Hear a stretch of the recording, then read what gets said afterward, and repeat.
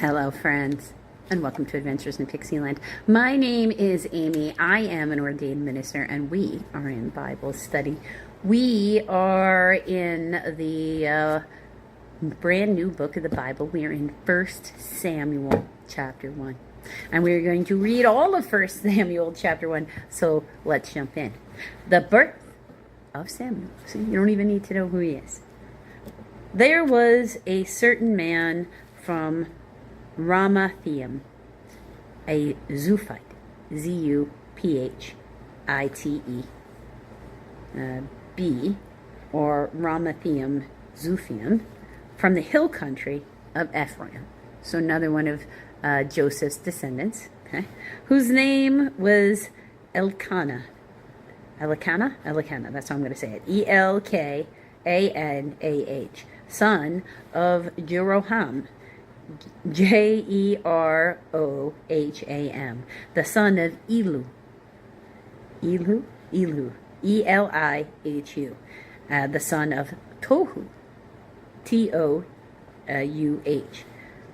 the son of Zuph, Z-U-P-H, an Ephraimite. He had two wives. One was called Hannah, and the other Peninnah. Peninnah had children, but Hannah had none. Year after year, this man went up from his town to worship and sacrifice to the Lord Almighty at Shiloh. That's for the longest time before the temple was built in Jerusalem itself. The tabernacle, is the tent, was set up at Shiloh, where Hophni and Phinehas, the two sons of Eli, who were the priests of the Lord. Whenever the day came for Elkanah to sacrifice, he would give portions of the meat to his wife Peninnah and to all her sons and daughters. But to Hannah he gave a double portion, because he loved her, and the Lord had closed her womb. And because the Lord had closed her womb, her rival kept provoking her in order to irritate her. This went on year after year. Whenever Hannah went up to the house of the Lord, her rival provoked her until she wept and she would not eat. Elkanah, her husband, would say to her, "Hannah, why are you weeping? Why won't you eat? Why are you so downhearted? Don't I mean more to you than 10 sons?" Once they had finished eating and drinking in Shiloh, Hannah stood up. Now Eli, the priest, was sitting on the chair by the doorpost of the temple. That is the tabernacle. In bitterness of soul, Hannah wept much and prayed to the Lord. And she made a vow, saying, "O Lord Almighty, if you will only look upon your servant's misery and remember me, and not forget your servant, but give her a son, then I will give to the Lord all the days of his life, and no razor will ever be used on his head." As she kept praying to the Lord, Eli observed her mouth. Hannah was praying in her heart, and her lips were moving, but her voice was not heard. Eli thought she was drunk and said to her, "How long will you keep on getting drunk? Get rid of your wine." "Not so, my lord," Hannah replied. "I am a woman who is deeply troubled. I have not been drinking wine or beer. I was pouring out my soul to the Lord. Do not take your servant for a wicked woman. I have been praying here out my great anguish and grief." Eli answered, "Go in peace, and may the God of Israel grant you what you have asked of him." And she said, "May your servant find favor in your eyes." And then she went away and ate something, and her face was no longer downcast. Early the next morning they arose and worshipped before the Lord, and then went back to their home in Ramah. Elkanah lay with Hannah his wife, and the Lord remembered her. So in the course of time Hannah conceived and gave birth to a son. She named him Samuel. Samuel sounds like the Hebrew for heard of God, like heard with your ear of God, because I asked the Lord for him, like God heard her. Hannah dedicates Samuel. When the man Elkanah went up with all of his family to offer the annual sacrifice to the Lord and to fulfill his vow, Hannah did not go, but she said to her husband, "After the boy is weaned, I will take him and present him before the Lord, and he will live there always." "Do what seems best to you," Elkanah, her husband, told her. "Stay here until you have weaned him. May the Lord make good his word." The Masoretic text, the Dead Sea Scrolls, the Septuagint, and the Sirach, your word, not his word. You have to make good on your word. So the woman stayed home and nursed her son until she had weaned him. After he was weaned, she took the boy with her, young as he was, along with a 3-year-old bull.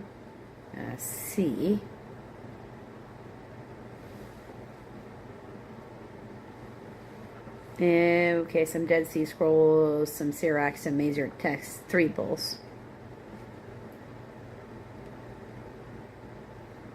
Well, instead of just a 3-year-old bull, 3 3-year-old bulls.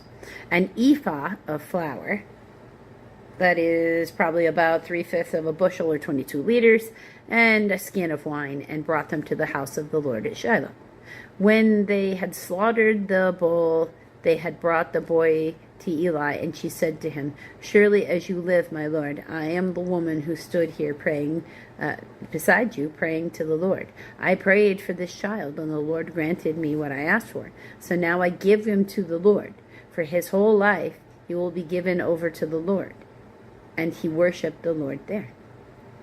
So she brought him at about 3 or 4, and gave him to the high priest to be raised in the priesthood, like a Levite. No razor touching the head, because that's part of a Nazarite vow. So he used to be raised as a Nazarite, is what she would say. And that's what the sacrifice is for. And they know just how to handle that. So until the next video, friends. Hello, friends, and welcome to Adventures in Pixieland. My name is Amy. I'm an ordained minister, and we are in Bible study. We are in the Niv, and we are in the book of 1 Samuel, and we are in chapter 2. It's Hannah's prayer.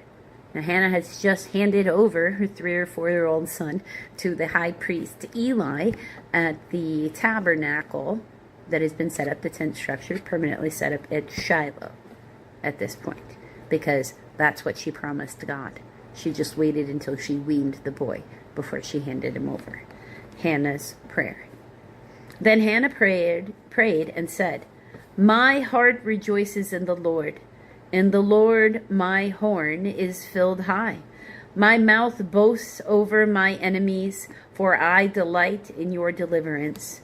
There is no one holy like the Lord. There is no one besides you. There is no rock like our God. Do not keep talking so proudly, or let your mouth speak such arrogance. For the Lord is God who knows, and by him deeds are weighed. The bows of the warriors are broken, and those who stumble are armed with strength. Those who were full hired themselves out for food, but those who were hungry hunger no more. She who was barren has borne 7 children, and she who has many sons pines away. The Lord brings death and makes alive. He brings down to the grave and raises up. The Lord sends poverty and wealth. He humbles and he exalts. He raises the poor from the dust and lifts the needy from the ash heap. He seats them with princes and has them inherit a throne of honor. For the foundations of the earth are the Lord's. Upon them he has set the world. He will guard the feet of his saints, but the wicked will be silenced in darkness. It is not by strength that one prevails. Those who oppose the Lord will be shattered. He will thunder against them from heaven. The Lord will judge the ends of the earth. He will give strength to his king and exalt the horn of his anointed. Then Elkanah went home to Ramah, but the boy ministered before the Lord under Eli the priest. Eli's wicked sons. Eli's sons were wicked men. They had no regard for the Lord. Now it was the practice of the priests with the people that whenever anyone offered a sacrifice, that while the meat was being boiled, the servant of the priest would come with a three-pronged fork in his hand. He would plunge it into the pan or the kettle or the cauldron or the pot, and the priest would take for him whatever the fork brought up. This is how they treated all the Israelites who came to Shiloh. But even before the fat was burned, the servant of the priest would come and say to the man who was sacrificing, "Give the priest some meat to roast. He won't accept boiled meat from you, but only raw." If the man said to him, "Let the fat be burned first, then take whatever you want," the servant would then answer, "No, hand it over now. If you don't, I'll take it by force." Then this sin of the young man was very great in the Lord's sight, for they were treating the Lord's offering with contempt. There's a thing for they with a footnote of H. And Hebrew, no, sorry, that's a different one. It's or men. For men, we're treating the Lord's offering with contempt. Okay. And in this case, he really means mankind. But Samuel was ministering before the Lord. A boy wearing a linen ephod. Each year his mother made him a little robe and took it to him when she went up with her husband to offer the annual sacrifice. Eli would bless Elkanah and his wife by saying, "May the Lord give you children by this woman to take the place of the one she prayed for and gave to the Lord." Then they would go home, and the Lord would be gracious to Hannah. She conceived and gave birth to 3 sons and 2 daughters. Meanwhile, the boy Samuel grew up in the presence of the Lord. Now Eli, who was very old, heard about everything his sons were doing to all Israel, and how they slept with the women who served at the entrance to the tent of the meeting. So he said to them, "Why do you do such things? I hear from all the people about these wicked deeds of yours. No, my sons, it is not a good report that I hear spreading among the Lord's people. If a man sins against another man, God," or the judges, "may mediate for him. But if a man sins against the Lord, who will intercede for him?" His sons, however, did not listen to their father's rebuke, for it was the Lord's will to put them to death. So the Lord had already hardened their hearts. And the boy Samuel continued to grow in stature and in favor with the Lord and with the men. Prophecy against the house of Eli. Now a man of God came to Eli and said to him, "This is what the Lord said. Did I not clearly reveal myself to your father's house when they were in Egypt under Pharaoh? I chose your father out of all the tribes of Israel to be my priest, to go up to my altar, to burn incense, and to wear an ephod in my presence. I also gave your father's house all the offerings made by fire by the Israelites. Why do you scorn my sacrifice and offerings that I prescribed for my dwelling? Why do you honor your sons more than me by fattening yourselves on choice parts of every offering made by my people Israel? Therefore the Lord, the God of Israel, declares, I promised that your house and your father's house would minister before me forever. But now the Lord declares, far be it from me. Those who honor me, I will honor. But those who despise me, despise me will be disdained. That's so not good. I would not want to be disdained by God. The time is coming that I will cut short your strength and the strength of your father's house, so that there will not be an old man in your family line. And you will see distress in my dwelling, although good will be done to Israel. In your family line, there will never be an old man.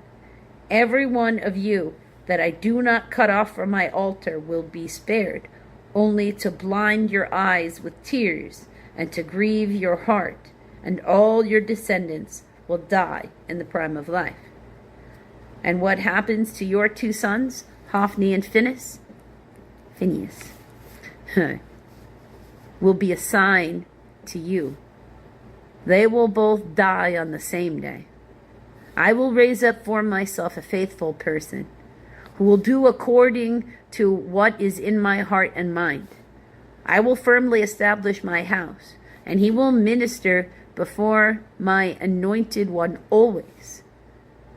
Then everyone left in your family line will come and bow down before him for a piece of silver and a crust of bread, and plead, appoint me to some priestly office so I can have food to eat.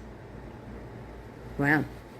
So God doesn't like the way the Levites are acting, the children of Aaron, and he's about to come in and lay a smackdown so that they remember they serve the Lord, not the Lord serves them.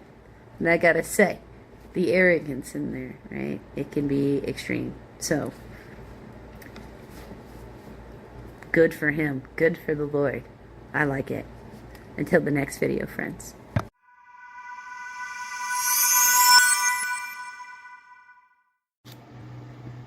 Hello, friends. So, Bible study, the Niv, John chapter 4, 43 to 54. Jesus heals the official son. After 2 days, he left for Galilee.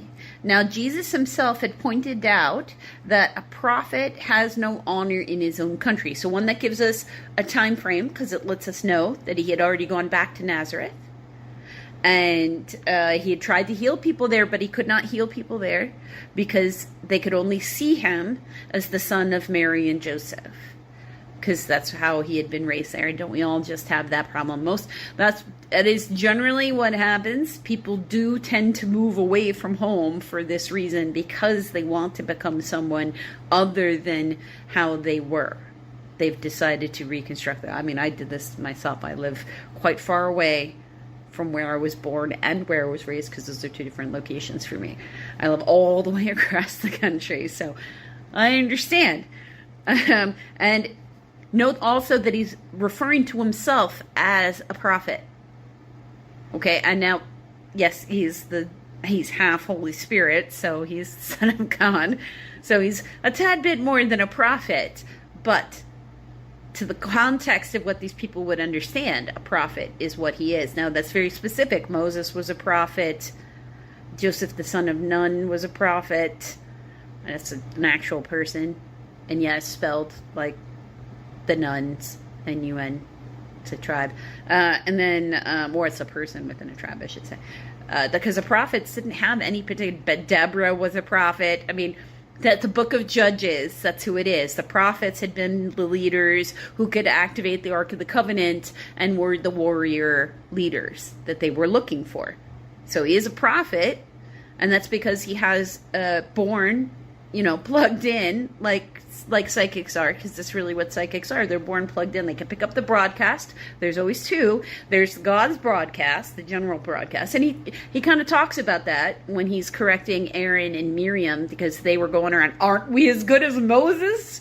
Because we can see visions. And he pulls him aside to go, listen up, boo. No, you see the broadcast. I talk to him. I don't talk to you unless he's here. You're not on the same level, because it's just like a psychic on steroids. You're tuned in to the God frequency. You can tell the difference, because when God's putting on a broadcast for Satan to do what Satan has to do, he has to put out the secondary broadcast, which is just subtly different. Because if it was completely contrast, we would know. We would know the difference between the two things. So the opposition broadcast is the kind that gets you to make moral equivocations. Because they know once you make one moral equivocation, you can start, descending downward. And that's what they want. But they have to have an in. You're more aware. So they have to throw confusion in there. Because remember, confusion doesn't come from Creator. If it feels wrong instinctually, like it gives you a knee-jerk, like, ooh, that feels icky kind of reaction, not from Creator. Okay? So, two things to note there. When he arrives in Galilee, the Galileans welcome him. So, energy is up because he has to pull from the energy that's in the room in order to do something. That's why the things being sacrificed, and anything gets sacrificed. Like if you're doing a candle prayer or candle magic, and I don't care what terms you're using for it, because the intention is either good or the intention is bad. And if it's, a good, and it's candle magic, but it's white magic, then it's a prayer. It's the same thing. Candle magic is like an act of prayer. And that's what the burning of the candle even is. You're sacrificing the candle to carry the energy that you're intending for it, good or otherwise, right? I stay in the good. Okay, don't mess with the other stuff. It's not worth the time. They had seen all he had done in Jerusalem at the Passover feast, for they had also been there. Once more he visited Cana in Galilee, where he had turned the water into wine. And there was a certain royal official whose son lay sick in Capernaum.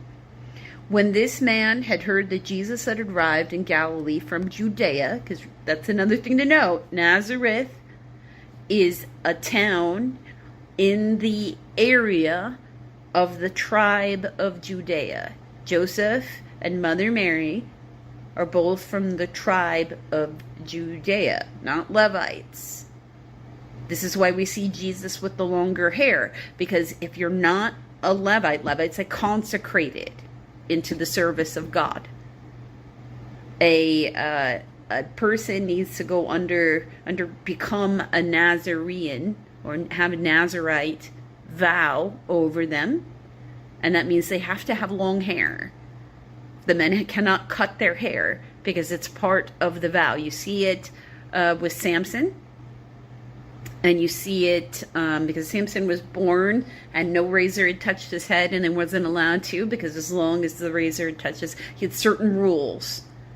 Not being able to come in contact with a dead body, not being able to, etc., etc. We're all part of the Nazarite rules, the Nazarite rules, I should say. So he is from the tribe of Judea. We always see him with his hair long because he's under that vow, because that is how one stays consecrated in that culture at that time. So that's where he is from. He went to him and begged him, this official, to heal his son, who was close to death. Unless people see miraculous signs and wonders, Jesus told them, you will never believe unless you people, because remember, this guy is not a Jew. He is, he's a Roman, so he's a Gentile.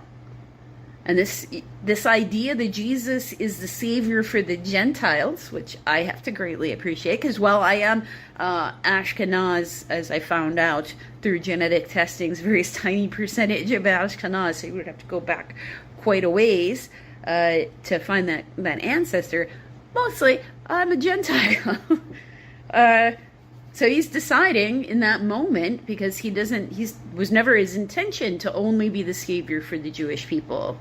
That's not what he's here for. He's here to save the sins of the world. So every human, because remember, he has said in his conversations with Nicodemus, there have been no humans have made it to heaven at this point. Not even Moses, no one. He says the only person who has been to heaven is him, as he came from heaven.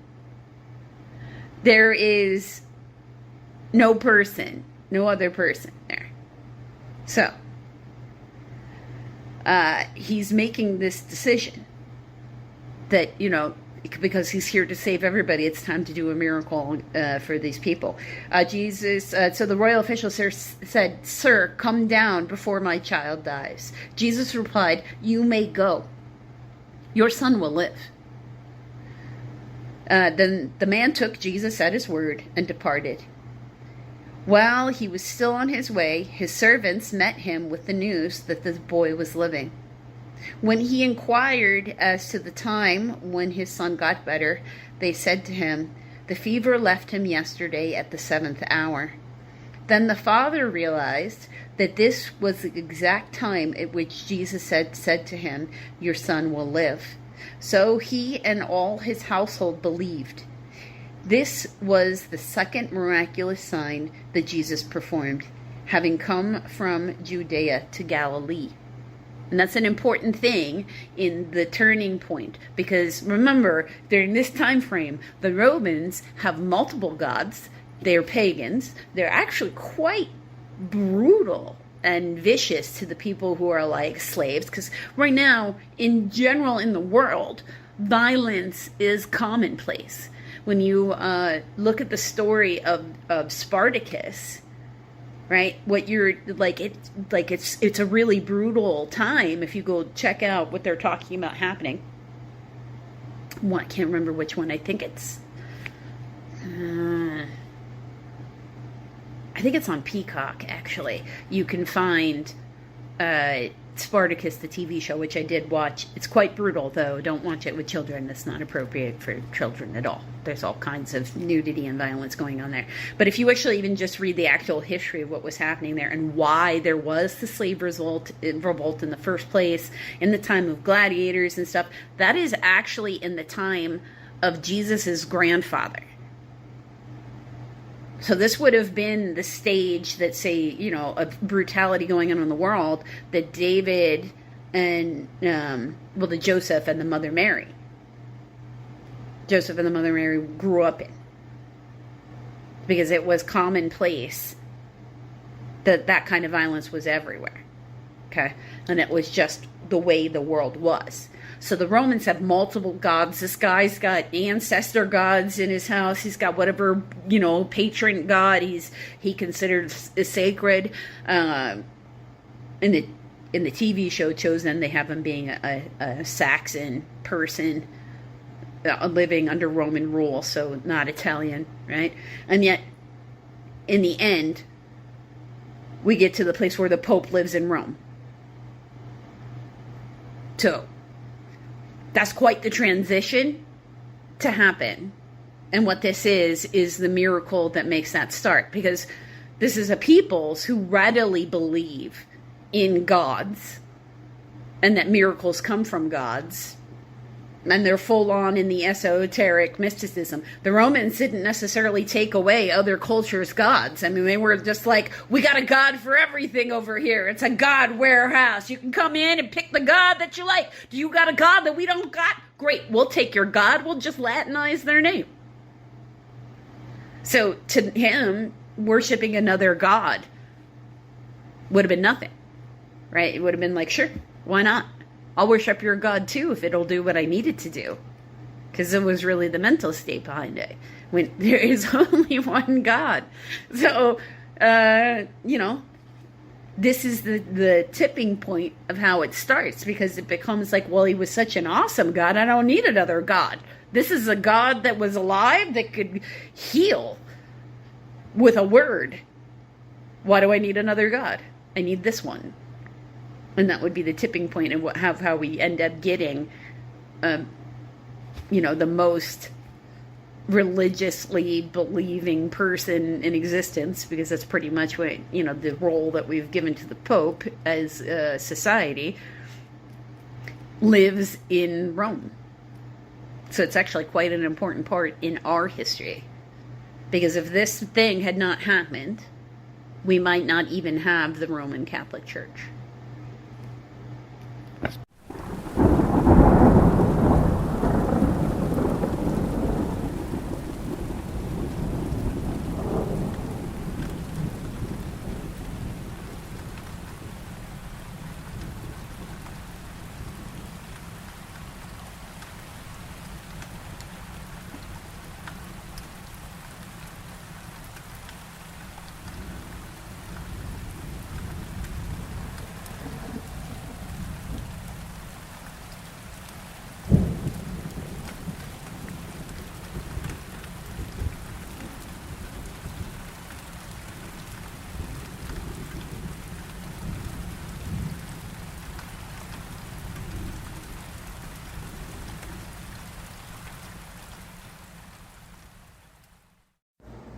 Hello, friends, and welcome to Adventures in Pixieland. My name's Amy. I'm an ordained minister, and we are in Bible study. We are in the Niv, and we are in the Psalms, book 4, Psalm 104. Now, it's a longer psalm, so in this one, we're doing half of the psalm, verses 1 through 23. Praise the Lord, O my soul. O Lord my God, you are very great. You are clothed with splendor and majesty. He wraps himself in light as with a garment. He stretches out the heavens like a tent. He lays the beams of his upper chambers on the waters. He makes the clouds his chariot and rides on the wings of the wind. He makes the winds his messengers, flames of fire his servants. He sets the earth on its foundations. It can never be moved. You covered it with the deep as with a garment. The waters stood above the mountains. But at your rebuke, the waters fled. At the sound of your thunder, they took to flight. They flowed over the mountains. They went down into the valleys, to the place you assigned them. You set a boundary they cannot cross. Never again will they cover the earth. He makes springs pour water into the ravines. It flows between the mountains. They give water to all the beasts of the fields, to the wild donkeys quench their thirst. The birds of the air nest by the waters. They sing among the branches. He waters the mountains from his upper chambers. The earth is satisfied by the fruit of his work.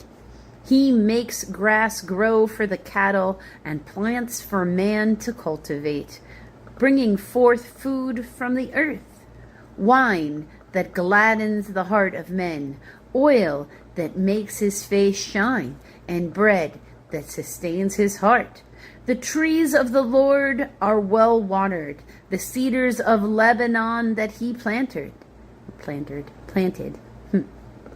There the birds make their nest. The stork has its home in the pine trees. The high mountains belong to the wild goats. The crags are a refuge for conies. The moon marks off the seasons, and the sun knows when to go down. You bring darkness, it becomes night, and all the beasts of the forest prowl. The lions roar for their prey, and they seek their food from God. The sun rises, and they steal away. They return and lie down in their dens. Then man goes out to his work, to his labor, until evening. So yeah, everything's got a place. So if you want to find out how it finishes, you have to come back for the next one. Until the next video, friends.